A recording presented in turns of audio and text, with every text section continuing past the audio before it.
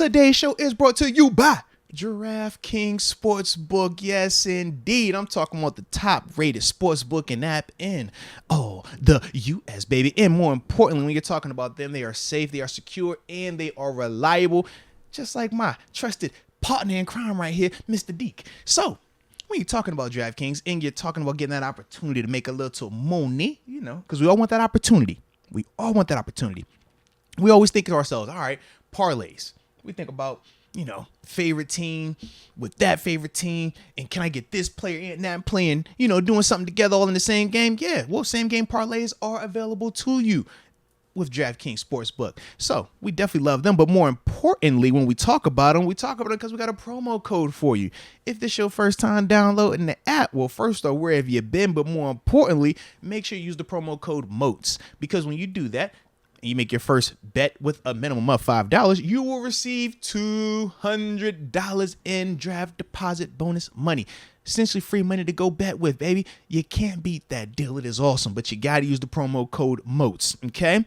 Now, Deke, anytime we get to talking about, you know, sports booking or just wagering in general, we understand that there is a line, and sometimes people cross that line. Sometimes they go from having fun to having a problem. Never want to see it get to that point. And it's one of those things that if you or someone you may know that has a gambling problem, or they might need crisis counseling, or heck, even referral services, Deke, it's a number on the screen right now. What's that number? That people could call. For the New Yorkers, it's a specific number that they could call or text. But for everybody else, the number to call is 1-800-GAMBLER. Autumn Caddy. Hey, Deke and Moats. If the Steelers were to get rid of Matt Canada during the offseason, do you think Frank Reich would be a good fit for the Steelers to have a proven OC? Of course. That'd be an amazing fit. He's a great offensive coordinator. He is one of those guys where you'd have to pay premium dollar, though. I wonder if the Steelers would be willing to do that. I would hope so. But that's all in the case we get rid of Matt Canada, and I guess we'll just see when we get there.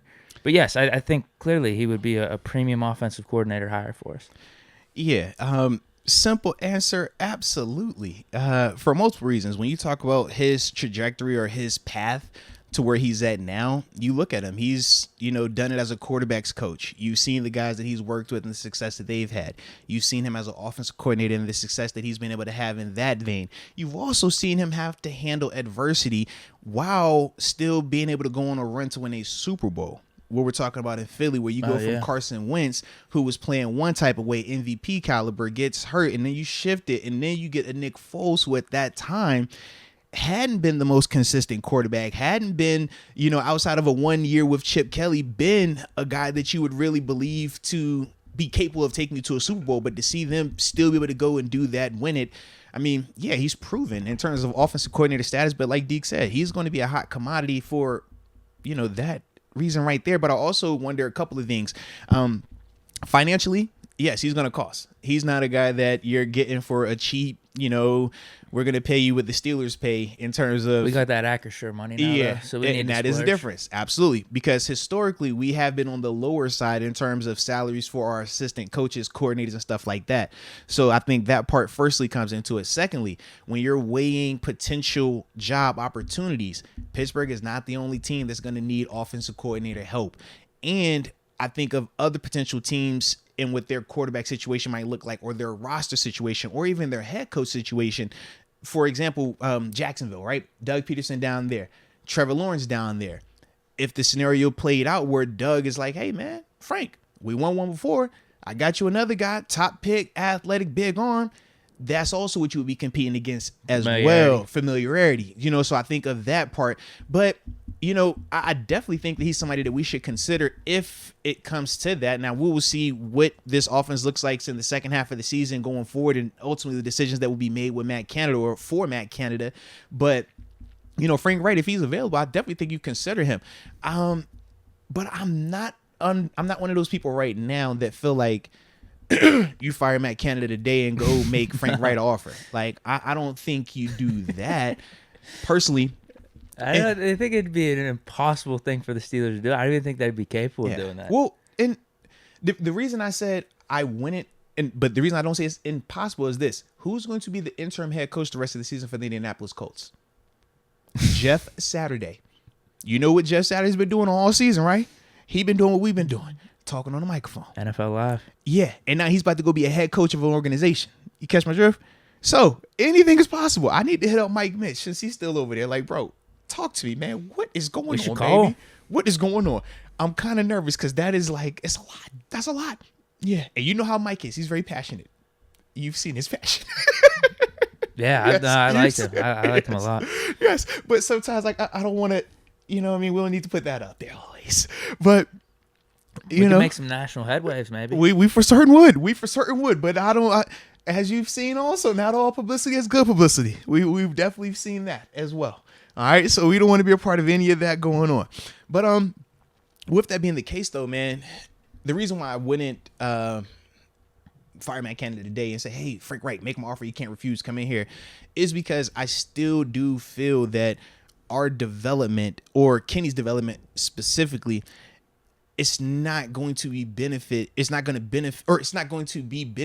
if you get rid of Canada today and bring in another voice, another guy who's going to have a different scheme, a different set of expectations, a different coaching style. Because to me right now, partly when I watch Kenny, I'm wondering, has Matt Canada giving him a little bit too much? And does he need to dial the reins back a little bit? Just in the sense of simplification. When we've talked about it in the past, in terms of guys downfield open, right? Which route are you reading, coverage and stuff like that? Well, with Trubisky, it was one set of things, right? And we understood, yeah, at that level in his career, you could give him more on his plate to tell him you could read everything out here, make the right throw.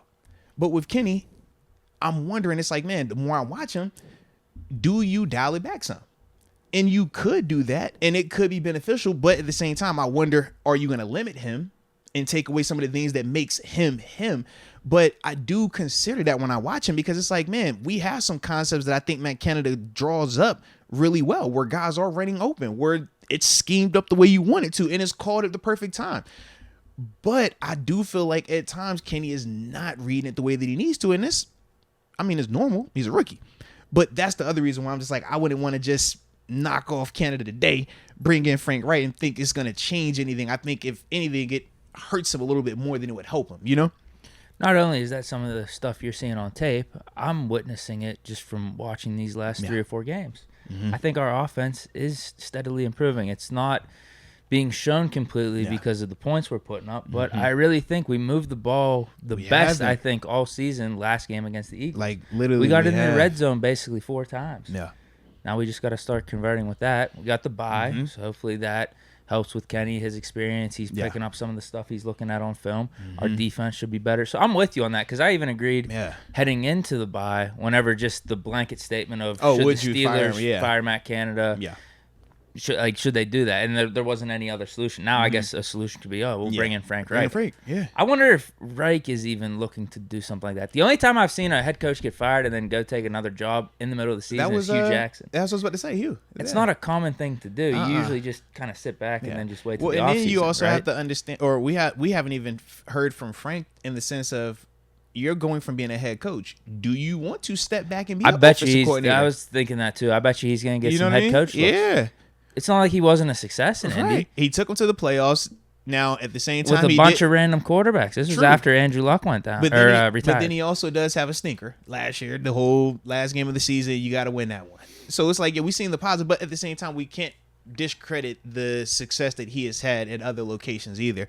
So, I think, just hearing if he actually wants to be offensive coordinator matters. Because Brian Flores, I think, was different because the controversy that was surrounding him, the stigma surrounding him. Whereas with Frank Wright, there is no stigma. The only thing we're going to, get on him about is Indy not, doing what they needed to do. But you're going to point to Phillip Rivers. We're going to point to Deke Matt Ryan. We're going to point to injuries. It's going to be multiple things that you can kind of offset that with his track record. Those, if anything, are just bad head coaching decisions. Now, I don't know how much that was Reich versus their GM versus their owner, how much they had in play, paying picking whatever quarterbacks were coming in and just not settling maybe 3-4 years ago and saying like, hey, let's just draft a dude instead of trying to do all Jacoby these. Brissett. Yeah, Instead instead of trying to do all these like 1 year little experiments with all these different quarterbacks. Was it Hoyer? Yeah, Hoyer. Well, Hoyer.